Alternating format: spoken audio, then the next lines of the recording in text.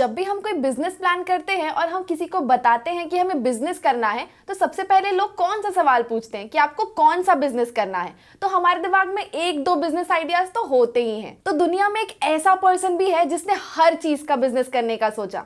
Hello everyone, welcome back to Ticker. मैं हूं कीर्ति और आज हम जानेंगे जेफ बेजोस की सक्सेस स्टोरी के बारे में और जानेंगे कि अमेज़न की शुरुआत कैसे हुई थी।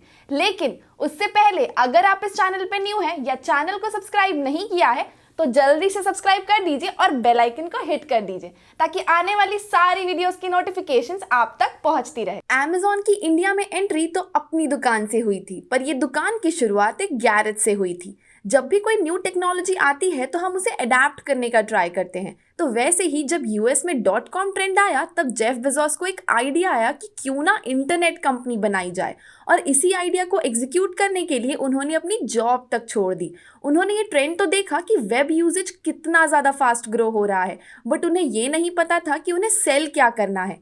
तो उन्होंने कुछ प्रोडक्ट्स की लिस्ट बनाई जो कि वो इंटरनेट पे सेल कर सकते थे, बट फिर उन्होंने चूज़ किए बुक्स, क्योंकि फर्स्ट ऑफ ऑल उनकी कॉस्ट कम थी और यूनिवर्सली डिमांड ज़्यादा थी। वैसे तो बुक्स उस टाइम पे बुक स्टोर पे भी अवेलेबल हुआ करते थे, बट जैसा कि आज की डेट पे हम कुछ भी आराम से ऑर्डर कर सकते हैं, वो भी घर पे बैठे बैठे, तो यही चीज़ अमेज़न ने 25 साल पहले कर दी थी। उन्होंने वो कन्वीनियंस प्रोवाइड किया जो बाकी प्लेयर्स नहीं कर रहे थे। और फिर क्या था, एक मंथ के अंदर उनकी $20,000 की सेल्स हुई और 1997 में अमेज़न पहली ऑनलाइन रिटेलर बनी जिनके 1 मिलियन कस्टमर्स थे। और फिर जेफ बेजोस ने अमेज़न को एक एवरीथिंग स्टोर बनाने का सोचा जहां से आप कुछ भी खरीद सकते हैं, और उनका लोगो भी वही कहता है A to Z। बुक्स के बाद उन्होंने music, computer games, home improvements, toys, software etcetera sell करना भी स्टार्ट कर दिया, और साथ ही इंटरनेशनली भी अपने आप को एक्सपैंड किया और उनकी रेवेन्यू बढ़ती चली गई। शुरुआत के 2-3 सालों में ही उन्हें $148 मिलियन का रेवेन्यू जनरेट हुआ। वो कौन कौन से प्रोडक्ट बेच रहे थे उससे कोई मतलब नहीं था, उनका बस ये मोटिव था कि उन्हें अपना कस्टमर बेस बढ़ाना है, क्योंकि जब आप कस्टमर बेस बढ़ा लेते हैं तब किसी भी न्यू प्लेयर की एंट्री से आपको फ़र्क नहीं पड़ता है, क्योंकि लोगों को ऑलरेडी उनके प्लेटफॉर्म और उनके यूजेज की आदत हो चुकी होती है और इससे कस्टमर लॉयल्टी भी बढ़ती है। इसे और एक्सपैंड करने के लिए उन्होंने और फंडिंग इंक्रीज की और साथ ही IPO भी लाया, और कुछ ही टाइम बाद .com क्रैश आया, और इस टाइम पे बहुत से इन्वेस्टर्स ये स्पेकुलेट कर रहे थे कि वेदर अमेज़न इस .com क्रैश से बच पाएगी या नहीं। जहां सारी बड़ी टेक्नोलॉजी कंपनीज डूब रही थी, वहीं अमेज़न की भी बंद होने के चांसेस बहुत ज़्यादा थे। बट जैसा कि उन्होंने कुछ टाइम पहले ही फंड रेज किया था जिससे उनके पास एक कुशन था इस रिस्क के अगेंस्ट, तो आप इसे लक समझिए या फिर राइट टाइमिंग, जिसके कारण अमेज़न के डाउनफॉल से बच गया। और धीरे धीरे वो इनोवेशन करते चले गए। उन्हें पता था कि डेटा की आगे चल के क्या वैल्यू होगी, और उस टाइम से ही उन्होंने अमेज़न वेब सर्विसेज लॉन्च कर दिया, जिससे जेफ बेजोस का ये एम्बिशन था कि उन्हें अमेज़न को एक टेक कंपनी बनानी है, ना कि सिर्फ एक ऑनलाइन रिटेलर। और आज अगर हम कोई प्रोडक्ट अमेज़न या फ्लिपकार्ट पे देखते हैं तो वो हमें बार बार फ्लैश होता है हमारे फेसबुक या इंस्टाग्राम अकाउंट में। अमेज़न ने ऐसा ही एक इनोवेशन उस टाइम पे किया था, जिससे अगर कोई बायर कोई प्रोडक्ट लेता है तो उससे रिलेटेड उसे नेक्स्ट परचेजेस के प्रोडक्ट सजेस्ट होने लगते हैं। इसके साथ ही उन्होंने कस्टमर रिव्यूज़ को भी ऐड किया, जिससे दूसरे कस्टमर्स को अमेज़न पे ट्रस्ट होने लगा और वो भी अमेज़न से जुड़ने लगे। पर क्या जेफ बेजोस को इतनी इजीली सक्सेस मिली? मतलब उन्होंने जो प्रोडक्ट ऐड करना चाहा वो सेल भी होना स्टार्ट हो गया? नहीं, उन्हें अमेज़न के थ्रू सेल तो सभी चीज़ें करनी थी, और इसके साथ ही वो हर एक वेब बिजनेस को भी ओन करना चाहते थे। और इस ड्रीम को पूरा करने के लिए उन्होंने ऐसे बहुत से एक्विजिशंस और बिजनेसेस किए जो कि कभी उनके फेवर में वर्क नहीं कर पाए। जेफ ने ईबे को कंपटीशन देने का प्लान किया, जिसके लिए उन्होंने EBS करके एक प्रोजेक्ट स्टार्ट किया, बट उनका ये प्रोजेक्ट सक्सेसफुल नहीं रहा, क्योंकि ईबे ऑलरेडी काफ़ी अच्छा ब्रांड नेम है और उनके पास फर्स्ट मूवर एडवांटेज था, जिसके कारण ऑक्शन वेबसाइट के फील्ड में कोई भी न्यू एंट्री का आना बहुत मुश्किल था। इसके साथ ही उन्होंने एक सर्च साइट भी एक्वायर की, जंगली, जो कि किसी भी प्रोडक्ट की प्राइसेस कंपेयर करके बताती थी पूरे इंटरनेट पे, जस्ट लाइक गूगल या याहू।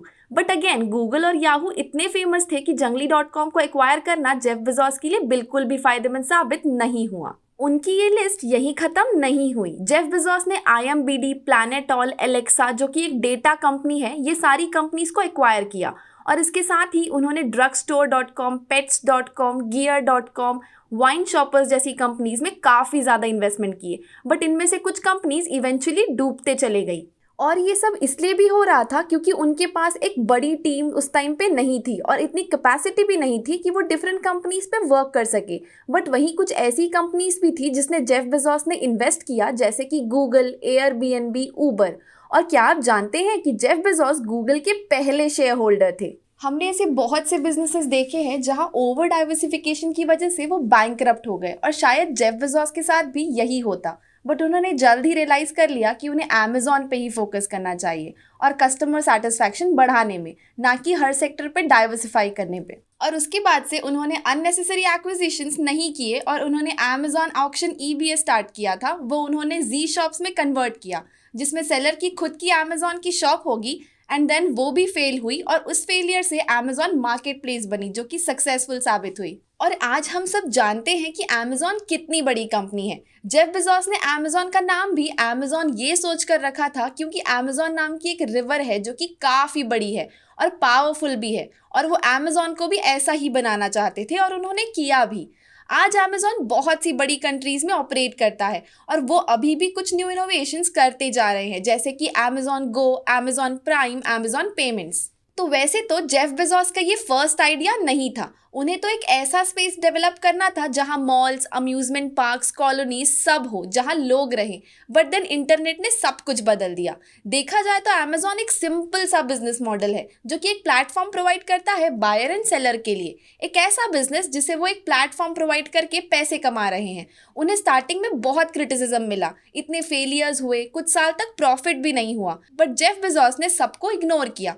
उनका मानना था कि उन्हें स्टबर्न रहना है अपने विजन को लेके, और फ्लेक्सिबल भी, और जल्दी गिव अप नहीं करना है। उन्होंने रिस्क तो काफ़ी सारे लिए जो कि मे बी उस टाइम के किसी भी इन्वेस्टर को पसंद नहीं आता था, बट लॉन्ग टर्म पे वो सारे रिस्क इन्वेस्टर्स को फ़ायदेमंद ही हुए, क्योंकि वो सारे रिस्क इतने कैलकुलेटेड थे कि उनके बंद हो जाने से भी अमेजोन को कभी कोई फ़र्क नहीं पड़ा। तो जो भी उन्होंने स्टार्टिंग के 5 से 7 साल एक्सपेरिमेंट किए, वो कहीं ना कहीं जेफ बेजोस के लिए काफ़ी फ्रूटफुल हुए हैं, क्योंकि अब उन्हें पता है कि उन्हें कौन से बिजनेस में इंक्लूड होना चाहिए और कौन से बिजनेस पे नहीं।